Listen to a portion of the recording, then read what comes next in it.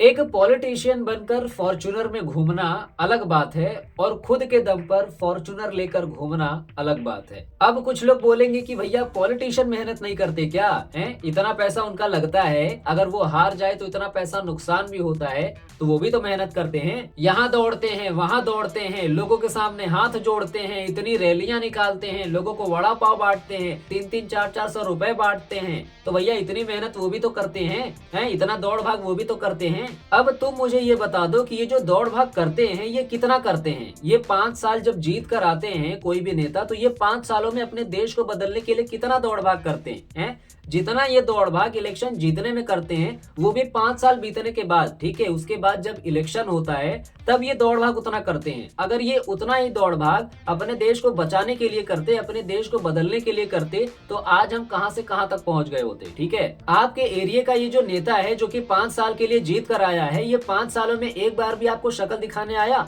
एक बार भी आपके एरिया की जांच करने आया कि आपका एरिया का स्ट्रक्चर कैसा है, आपके गांव की हालत कैसी है, आपके एरिया की हालत किस तरीके से है, आपके एरिया में किस तरीके की सुविधाएं हैं, किस तरीके की सुविधाएं नहीं है, ये पूछने जांचने के लिए कोई आया? चलो ठीक है कि वो जो मेन नेता है वो नहीं आ सकता भैया, वो बड़े बड़े काम देख रहा है, लेकिन उनकी टीम तो आ सकती है। कोई उनके जो नीचे वाला डिपार्टमेंट है जो कि एरिया का देखभाल करता है, वो तो आ सकता है। वो आपने देखा कभी उसको? अब यहाँ पर सिटी की बात अलग है, वहां पर आपको बना बनाया मिला होगा, ठीक है, लेकिन ये जो लोकल एरिया है, जो जहाँ पर डेवलपमेंट नहीं हुआ है, यहाँ पर अभी ऐसा कुछ हो रहा है आपको दूर दूर तक कहीं नजर आ रहा है? यूपी बिहार की तो बात ही छोड़ दो, वहां पर ऐसा कुछ होता ही नहीं है। वहां पर डेवलपमेंट नाम की कोई चीज ही नहीं होती, तो वहां की बात ही छोड़ दो, ठीक है। वहां पर सिर्फ हड़प्पा संस्कृति चल रही है, लोग हड़प ही रहे हैं और कुछ नहीं करते वहां पर। तो अब तुमको ये समझ में आ गया होगा कि ये नेता तुम्हारे गांव के लिए, तुम्हारे एरिया के लिए कितना दौड़ भाग करते हैं, तुम्हारे एरिया को सुधारने के लिए कितनी मेहनत करते हैं, तुमको समझ में आ गया होगा। ठीक है, अब से ये मत बोलना कि भैया ये बहुत दौड़ भाग करते हैं, नहीं, ये सिर्फ इलेक्शन में दौड़ भाग करते हैं। जितना सीरियस ये इलेक्शन को लेते हैं, अगर वो उतना ही सीरियस अपने देश के डेवलपमेंट को लेते, देश छोड़ो भैया,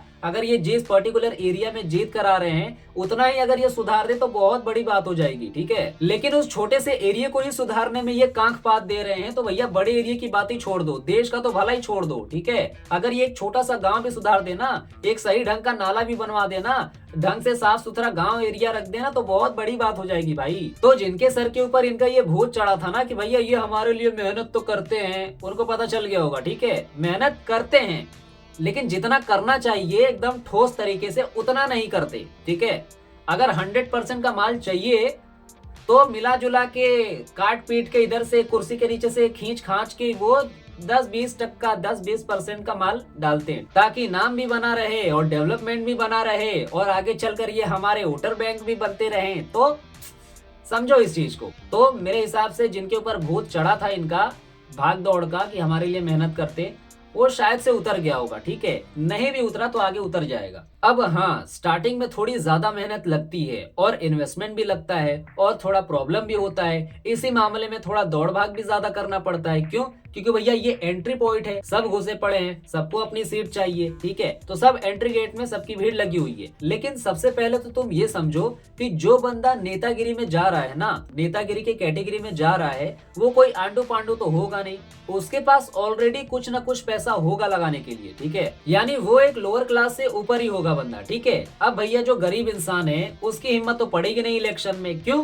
क्योंकि इसको 2 गली के बाद कोई पहचानता ही नहीं है, ठीक है। तो जो बंदा पॉलिटिक्स में अपना कदम रखता है वो हल्का फुल्का धन्ना सेठ तो होगा ही। अब स्टार्टिंग में उनकी थोड़ी बहुत इन्वेस्टमेंट होती है, ठीक है, लेकिन अगर वो गलती से बन गए ना भाई साहब, तो जिंदगी भर वो जनता के पैसों पर ऐश करते हैं, ठीक है। फिर उनका पैसा आगे चलकर उनके लिए काम नहीं करता, जनता का पैसा उनके लिए काम करता है, ठीक है। जब तक वो जिंदा है, सिर्फ जिंदा रहने तक नहीं, अगर मर भी गए ना तो भी जनता का पैसा आगे उनकी पीढ़ियों के लिए काम करेगा। क्योंकि वो एक बार इस सिस्टम में आ चुके हैं। ये हमारे भारत का सिस्टम है। अगर कोई भी इस सिस्टम में एक बार एंट्री ले लेता है तो उसकी पीढ़ियां जो हैं मजे में खाती हैं पीती हैं, इस बात को समझो। तब इनकी पीढ़ियों की जिंदगी एकदम आराम से निकल जाए। क्यों? क्योंकि भैया हमारे देश के नेता एक बार में इतना बटोर लेते हैं कि अगर इनका पूरा खानदान और पीढ़ी बटोर और चाट के भी खाए ना तो भी माल पानी बच जाए। अब अगर एक बंदा पॉलिटिशियन बन जाता है और वो फॉर्च्यूनर लेता है, अब हालांकि यहाँ पर सबसे पहले तो गवर्नमेंट ही उनको अपने तरफ से फॉर्च्यूनर देगी, ठीक है, 60 लाख की। क्यों भाई? अपना काम करने के लिए। लेकिन वो 60 लाख की फॉर्च्यूनर आएगी किसके पैसों के जरिए? गवर्नमेंट के जरिए। अब गवर्नमेंट के पास वो पैसा कहाँ से आया भैया? जनता के जरिए। यानी जो जनता टैक्स भर रही है उसी टैक्स के जरिए उस नेता को फॉर्च्यूनर दिया जाएगा। उसके बाद उस फॉर्च्यूनर में जो पेट्रोल डालेंगे उसका पैसा कौन देगा? गवर्नमेंट। लेकिन वो पैसा होगा किसका? आम जनता का। उसके बाद जो सर्विसिंग होती है गाड़ी की, वो सर्विसिंग भी तो होगी और उसका पैसा कौन देगा? गवर्नमेंट। लेकिन वो पैसा होगा किसका? आम जनता का। और अगर वही नेता किसी हाईवे पर टोल को पार कर रहे हैं तो भैया वहाँ पर भी उनका पैसा माफ है, वहाँ पर भी चलने के लिए उनको कोई टैक्स नहीं देना पड़ता। लेकिन भैया आम जनता टोल टैक्स देगी। क्यों? क्योंकि वो देश की जनता है। अब जब एक नेता एक अच्छे पदवी पर हो जाता है तो भैया उसे सिर्फ एक फॉर्च्यूनर ही थोड़ी मिलेगा है, आसपास बहुत सारे स्टाफ भी तो मंडराएंगे उनकी निगरानी के लिए। तो उनको सैलरी कौन देगा? आसपास बहुत सारे सिक्योरिटी गार्ड होंगे, बहुत सारे पुलिस होंगे उनकी निगरानी के लिए। क्यों? क्योंकि भैया हमारे देश में बिना सिक्योरिटी गार्ड के कोई नेता टिक ही नहीं पाएगा, ठीक है, क्योंकि ये काम ही वैसा करते हैं ईमानदारी का। अब इन सारी चीजों को मेंटेन करने के लिए पैसा कहाँ से आएगा? कौन देगा? गवर्नमेंट। लेकिन उन गवर्नमेंट के पास पैसा कहाँ से आएगा? जनता के जरिए। यानी जो जनता टैक्स दे रही है उसी टैक्स के जरिए सारी चीजें मेंटेन होंगी। अब वो नेता या फिर मंत्री जिस घर में रहते हैं उस घर का मेंटेनेंस भी फ्री होगा उनके लिए, सिर्फ उनके लिए, ठीक है, सिर्फ उनके लिए। लेकिन उस मेंटेनेंस को कवर कौन करेगा? गवर्नमेंट। गवर्नमेंट के पास किसका पैसा होगा? आम जनता का। आएगा कहाँ से? टैक्स के जरिए। उनके घर का लाइट बिल माफ होता है, अगर वो कहीं ट्रेवल कर रहे हैं तो उनका जो भी भाड़ा किराया होता है वो उनके लिए माफ होता है। माफ होने का मतलब क्या है? अगर वो इन सारी चीजों का इस्तेमाल कर रहे हैं, अगर वो कहीं ट्रैवल कर रहे हैं तो उनके लिए ये सारी चीजें फ्री होती हैं, उनके लिए फ्री होती हैं। लेकिन इनका सारा खर्चा गवर्नमेंट देखती है, ठीक है। लेकिन गवर्नमेंट के पास किसका पैसा होता है? आम जनता का। यानी अगर हमारे देश के नेता बढ़िया खाना खा रहे हैं तो उनका पैसा कौन देगा? देश की आम जनता। अगर वो कहीं बढ़िया जगह घूम रहे हैं तो उनका भाड़ा किराया कौन देगा? देश की आम जनता, ठीक। उसके बाद जब कोई बंदा पॉलिटिक्स में घुस जाता है सिर्फ एक बार, अगर वो गलती से 5 साल के लिए बन गया तो भैया चुटकी भर बजाने में वो अपने सामने 10 फॉर्च्यूनर ऐसे ही खड़ी कर देगा, हेरा फेरी करके, ठीक है। ये सिर्फ मैं एग्जांपल के लिए बता रहा हूँ, नहीं तो वो और भी बड़ी बड़ी गाड़ियां लेते। भैया फॉर्च्यूनर तो स्टार्टिंग है दबदबा के लिए है, अंडर खोखा ही तो आता है। टॉप मॉडल कितने का? 60 लाख का आएगा और क्या आएगा। नहीं तो अगर उनका बस चले ना, अरे भैया बस तो चलता ही है उनका, है, हमारा थोड़ी उनके ऊपर कोई कंट्रोल है। उनकी मर्जी, वो जो चाहे वो करेंगे। मैं सिर्फ एग्जाम्पल के लिए बता रहा हूँ, नहीं तो वो ये सारी चीजें करोड़ों में लेके जा सकते हैं, ठीक है। नहीं तो भैया जनता की निगरानी में आ जाएंगे ना, तो झुक के थोड़ा चलना पड़ता है, समझो। अगर वो बंदा 5 साल के लिए नेता बन जाए तो उनकी 5 सालों में उतनी सैलरी नहीं होगी जितना वो 5 सालों में अपना नेटवर्थ खड़ा कर लेते हैं, ठीक है। अब अगले इलेक्शन के लिए उनको पैसे खर्च करने पड़ते हैं, ठीक है। अब तुम सोचोगे कि भैया वो पैसे भी तो खर्च करते हैं तो उनका पैसा भी जाता है। तो देखो भाई, स्टार्टिंग में तो वो अपना इधर उधर से जुगाड़ पानी बैठा के कर लेते हैं, अपने जेब से भी देते हैं और उनके पार्टी के जो भी कनेक्शन वाले होते हैं वो भी उनकी मदद करते हैं, ठीक है, पहले इलेक्शन में। लेकिन जब दूसरी बारी आती है तब ऐसा नहीं होता, ना तो वो अपने जेब का पैसा खर्च करते हैं और ना ही उनके पास अपना पैसा वापस आता है इलेक्शन लड़ने के लिए, ठीक है। अब ये आता जाता का मतलब क्या है, इसको समझो। अब देखो, ये जो नेता होते हैं जो कि पहले इलेक्शन में ये 5 सालों के लिए जीत कर आते हैं, तो ये 5 सालों में ही ये इतना बटोर लेते हैं कि भैया इनके पास आता भी जनता का पैसा है और जाता भी जनता का पैसा है, ठीक है। यानी ये कमाते भी जनता का पैसा है और खर्च भी ये जनता का पैसा करते हैं। वो अपने जेब से कुछ नहीं करते, उनका अपना बैकअप पड़ा रहता है भाई, ठीक है। अपने बैकअप को वो छेड़ते तक नहीं है, इतना पागल नहीं है वो। अब जब इन नेताओं को इलेक्शन लड़ना होता है तो जनता का पैसा इनके पास कैसे आता है और ये उनको खर्च करते हैं, लेकिन ये अपने पैसे को हाथ नहीं लगाते। ऐसा क्यों, इसको समझो। अब देखो, ये जो पॉलिटिशियन होते हैं इनके पास बड़े बड़े बिजनेसमैन आते हैं अलग अलग कंपनियों के। क्यों आते हैं? इनको डोनेशन देने के लिए, इनको फंडिंग करने के लिए। क्यों फंडिंग करते हैं? अपना टैक्स बचाने के लिए। अब ये बड़े बिजनेसमैन फंडिंग देकर अपना टैक्स बचा कैसे लेते हैं? अब मोटा मोटी तुम ये समझ लो कि भैया अगर वो बंदा टैक्स दे रहा है, ठीक है, तो टैक्स दे रहा है तो उसमें ज्यादा अमाउंट कटेगा उसका, ठीक है। अब भैया अगर एक बिजनेसमैन टैक्स देगा तो वो पूरे डिपार्टमेंट को देगा। डिपार्टमेंट को देगा मतलब वो जो उसका टैक्स का पैसा है वो पूरे कंट्री के डेवलपमेंट में जाएगा, ठीक है। लेकिन अगर वहीं पर वही पैसा किसी पार्टी को दे दिया जाए तो उसका तो फायदा है ना। लेकिन अगर वही बिजनेसमैन उसी पैसे को उठाकर उस पार्टी को दे देता है तो आने वाले टाइम में उस बिजनेसमैन को टैक्स भरने में बहुत ज्यादा छूट मिलती है। ठीक है, बोलेगा अपना ही चेला है, रख लो, इतना ही देना, कोई बात नहीं, हम संभाल लेंगे। तो जहाँ पर वो बिजनेसमैन अपना पैसा टैक्स के जरिए पूरे डिपार्टमेंट को देता था और वो वही पैसा पूरे देश के डेवलपमेंट में लगता था, तो भैया यहाँ पर देखा जाए तो किसी पार्टी का फायदा हो ही नहीं रहा है। ठीक है, लेकिन अगर वही पैसा तुम उठाकर किसी पार्टी को दे दोगे तो उसका तो भैया झोली भर जाएगा ना। तो जब उसका फायदा हो रहा है तो वो तुम्हारा भी फायदा करेगा थोड़ा सा। तो इसीलिए ये जो बड़े बड़े कंपनियों के बड़े बिजनेसमैन होते हैं, ये अपना टैक्स बचाने के लिए इन नेताओं को फंडिंग करते हैं। और ये जो फंडिंग का अमाउंट होता है वो चिंदू चुंदा नहीं होता भाई साहब, करोड़ों में होता है। ठीक है, वो भी सैकड़ों करोड़ों में जाता है। जो यहाँ पर हाई लेवल की कंपनियां होती है उनका टर्नओवर सैकड़ों हजारों करोड़ में जाता है। ठीक है, अब तुम खुद सोचो कि भैया जब कोई बिजनेसमैन इतना पैसा कमा रहा है तो उसकी टैक्स भरने में फटेगी नहीं है? अच्छे अच्छे बिजनेसमैन की टैक्स देने में फट जाती है। इसलिए वो अपना पैसा बचाने के लिए ये सारी चीजें वो करते हैं। अब मान लो कि तुम गलती से 1 करोड़ रुपया कहीं से कमा लिए। ठीक है, अब भैया सरकार पहले से मुंह बाके खड़ी है 30% ठोक के कि लाओ भैया हमारा हिस्सा दो है। अब वहाँ पे सरकार तुम्हारा 30 लाख रुपया लेके जा रही है और तुम उनका मुंह ताक रहे हो बनच्चर जैसा। अब तुमको कैसा लगेगा हैं? एक तो साला दिन रात गांड मराओ तुम, ऊपर से 30 लाख रुपए सरकार लेके खुश बिना कुछ किए, तो भाई साहब तुम्हारी गांड जलेगी कि नहीं जलेगी? अब यहाँ पर मैंने तो सिर्फ तुम्हें सोचने के लिए बोला है। तो सोचो, जो बड़े लोग भैया सैकड़ों करोड़ों में कमाते हैं उनकी नहीं सुलगती रहेगी इतना टैक्स भरने में है? वो 10 तरीके नहीं खोजेंगे अपने टैक्स को बचाने के लिए है? और चलो मान भी लो कि भैया अगर वो टैक्स भरते भी हैं तो उनको बदले में मिलता क्या है? उनको ये उबड़ खाबड़ सड़क, और पता नहीं कि भारत में कब कौन सा ब्रिज किस आदमी के ऊपर कब गिर जाए, कब वो मरमरा जाए। भैया तो टैक्स भरने पे यही मिलता है। इसीलिए बड़े लोग अपना टैक्स बचाने के लिए तिकड़म वाला दिमाग लगाते हैं। ठीक है, अब इन नेताओं को जब इलेक्शन में प्रचार प्रसार करना होता है, एडवर्टाइजमेंट करना होता है, तो ये वही पैसा उठाकर उसी जगह डाल देते हैं। ठीक है, और अपने काम में लेते हैं। अब यहाँ पर तुम ये समझो कि भैया इनके जेब से इनका पैसा गया क्या? नहीं जा रहा है। किसका पैसा जा रहा है? बिजनेसमैन का। यानी जो लोग इनको बड़े बड़े अमाउंट में डोनेशन दिए हैं, फंडिंग किए हैं, वो पैसा इनके काम में आ रहा है। अब इन सारे पैसों को खर्च करने के बाद जो रिटर्न मिलेगा वो तो जनता का ही पैसा लौट कर आएगा ना भाई साहब हैं? तो वो पैसा कहाँ जाएगा? वो इनके जेब में ही जाएगा। अगर एक तरफ से देखा जाए तो दूसरे तरफ से देखोगे तो भी इनके जेब में पैसा ही झलकेगा। अब यहाँ पर तुम समझो कि यहाँ पर इन्होंने अपने जेब से लगाया क्या? नहीं, लेकिन कमाया जनता का पैसा। अब हाँ, अपने जेब से भी लगाए होंगे, लेकिन भैया जब बाहर वालों से मिल रहा है तो अपने जेब को काहे के लिए छेड़ना है? छेड़ना है? नहीं छेड़ना है। अगर छेड़ेंगे तो नुकसान होगा। क्यों? अब कुछ लोग दांत चियार के बोलेंगे कि अरे भाई साहब हमारे देश के नेता लोग अपने ही जेब से खर्च करते रहेंगे, दूसरे से थोड़ी मांगने जाएंगे। भाई साहब हमारे देश में इलेक्शन के टाइम पे जितना पैसा खर्च होता है ना, उतना हमारे देश के एक आम पॉलिटिशियन के पिछवाड़े में इतना दम नहीं है कि वो उतना पैसा अकेले खड़ा कर दे। ठीक है, इस बात से तुम अपना दिमाग लगाना कि वो अपना पैसा जो है वो कहां कहां से रिकवर करते हैं। और इलेक्शन में सबसे ज्यादा पैसा खर्च करने वाला हमारा भारत देश ही आता है। ठीक है, क्यों आता है? क्योंकि भाई साहब लिफाफे में बांध बांध के देना भी तो पड़ता है ना, एक एक पौवा भी देना पड़ता है, एक एक साड़ी भी देना पड़ता है।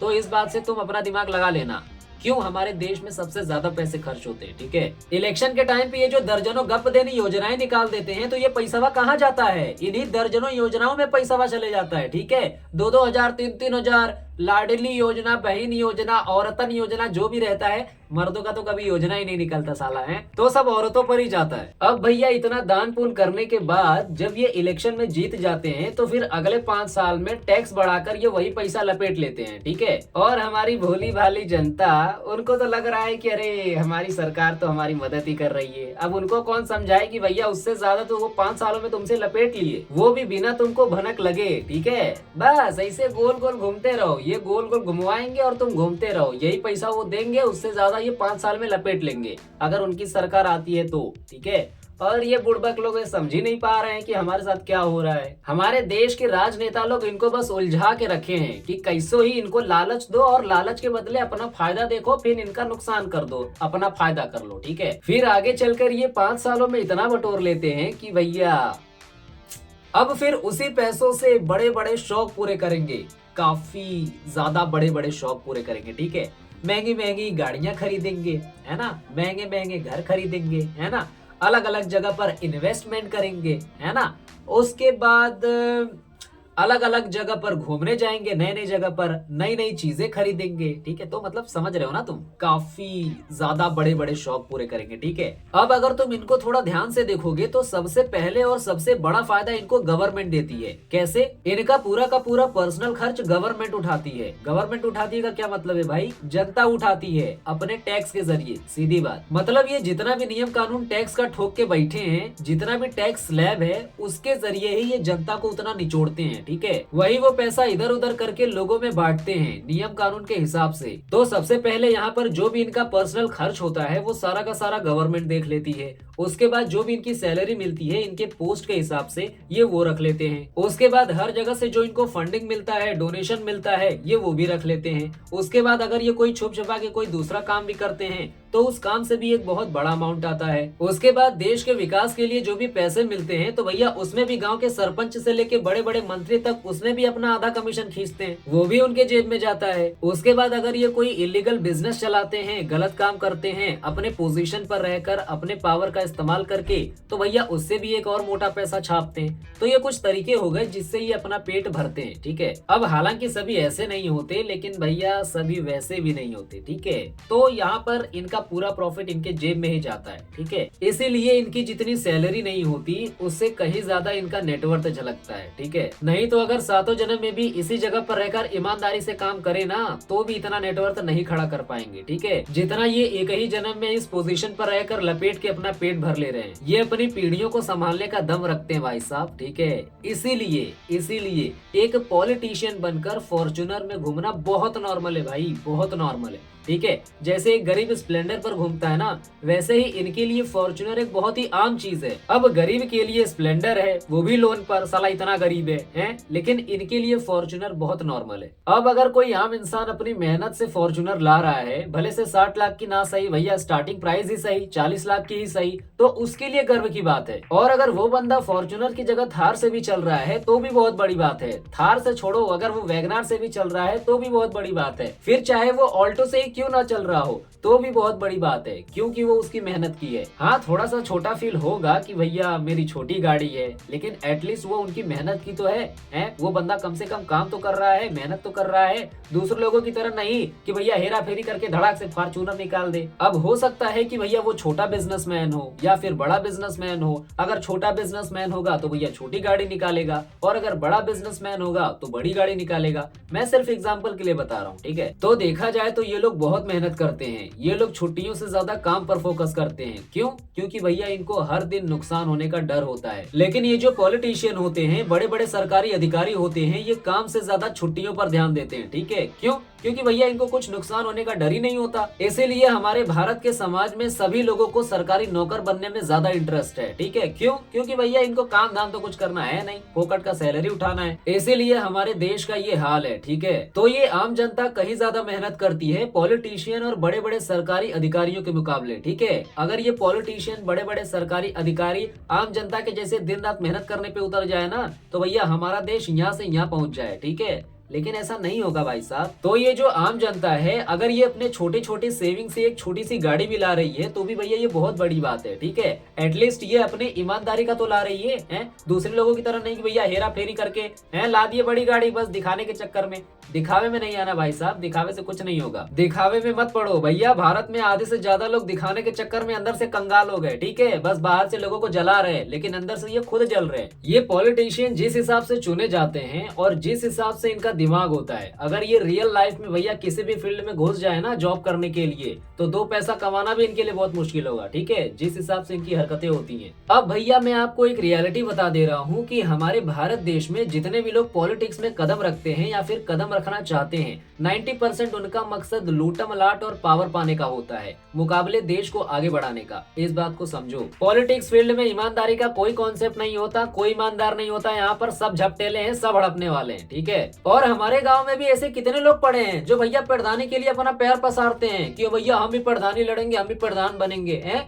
और गांव में तो साले आते जाते बुढ़े होते हैं जिनको दिमाग ही नहीं होता, उनको पता ही नहीं है कि विकास होता क्या है, गांव का विकास कैसे किया जाएगा है। ये आइडिया कुछ उनको है ही नहीं, बस प्रधानी लड़ेंगे। ये मिलेनियम जनरेशन वाले जो लोग प्रधानी में आते हैं ना, इनके अंदर कोई दिमाग नहीं होता, ये मैं आपको बता रहा हूँ, ठीक है। खासकर यूपी बिहार के जितने भी प्रधान होते हैं ना, ये तो और गए गुजरे होते हैं, इनके पास और दिमाग नहीं होता। अगर यूपी बिहार के 10 गांव के 10 प्रधान है ना, तो 10 के 10 चोर हैं साले, घोटालेबाज हैं। गांव के विकास का पैसा जितना भी मिलता है ये सब बटोर बटार के अपना महल खड़ा कर रहे हैं, ठीक है। सड़क वैसी पड़ी है, लदेर फतेर के चला रहे हैं। वैसे ही टूटी फूटी सड़क 5 साल से चली आ रही है, ईटा कहाँ भसक रहा है, आधा सड़क कहाँ बह रहा है, उनको पता ही नहीं चलता। आते जाते देखते हैं लेकिन तो भी नहीं समझ में आता इनको, ठीक है। आधे लोगों का एक्सीडेंट होके वैसे ही निपट जा रहे हैं, उनको कुछ समझ में नहीं आ रहा, फर्क ही नहीं पड़ता भाई, ठीक है। ये तो हाल है हमारे देश का। ये सिर्फ लूटने के इरादे से आते हैं, ठीक है। और इसीलिए हमारे भारत देश में सबसे ज्यादा यूपी बिहार की हालत खराब है, समझे। अब इसका सॉल्यूशन क्या है? अब भैया हमने इतनी प्रॉब्लम सुन ली कि हाँ हम भी देख रहे हैं कि हमारे समाज में ये चीजें चल रही हैं, लेकिन इसका सॉल्यूशन क्या है? किस तरीके से इन सारी चीजों को ठीक किया जा सकता है?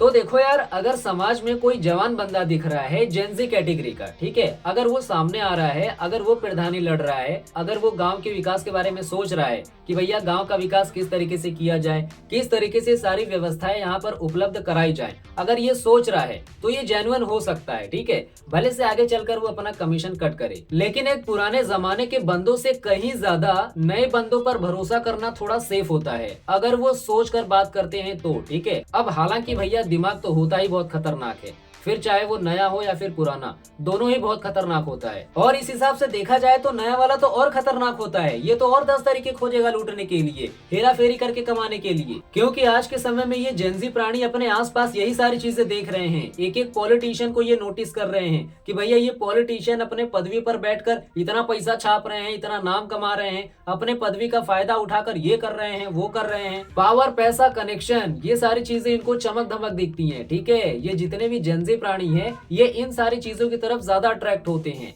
इसीलिए इनका भी तिकड़म वाला दिमाग चलता है कि भैया हम भी, समझे। तो देखा जाए तो दोनों ही जनरेशन हमारे समाज के लिए ठीक नहीं है, मतलब दोनों ही बेकार है, ठीक है। लेकिन जो पिछला जनरेशन है उनसे कहीं ज्यादा समझदार नए जनरेशन के लोग हैं, ठीक है।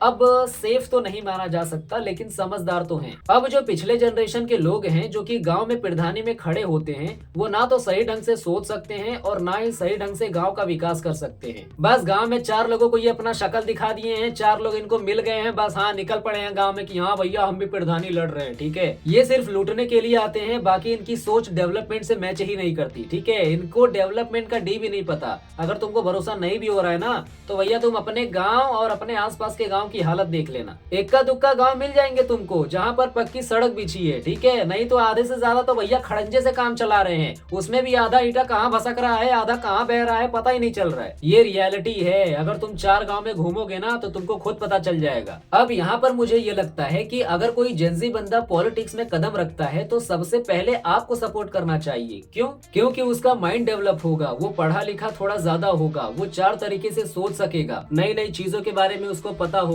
हर तरह की नॉलेज रखेगा, नई नई टेक्नोलॉजी के बारे में उसको जानकारी होगी। तो हो सकता है कि उस टेक्नोलॉजी का इस्तेमाल करके, नई नई जानकारियों का इस्तेमाल करके अपने गांव या फिर आस पड़ोस वालों को वो सुधार सके। तो एक बार को आप अपना भरोसा इनके तरफ बढ़ा सकते हो, इनका दिमाग देखकर, इनका बात करने का तरीका देखकर, इनकी सोच को देखकर, किस तरीके से ये अपनी बात को रखते हैं, किस तरीके से ये जनता की बातों को सुनते हैं, समझते हैं, उसके बाद किस तरीके से ये काम करते हैं। तो एक बार को इनको चांस जरूर मिलना चाहिए। तो एक बार को आपको इनके ऊपर भरोसा करना चाहिए बजाय पुराने वाले बंदों के। लेकिन अगर आपके एरिया में पहले से कोई बंदा है जो कि अच्छा काम कर रहा है, आपकी बातों को सुनता है, समझता है, अच्छे रोड बनवा रहा है, अच्छे डेवलपमेंट कर रहा है, तब ठीक है, तब कोई प्रॉब्लम नहीं है, ठीक है।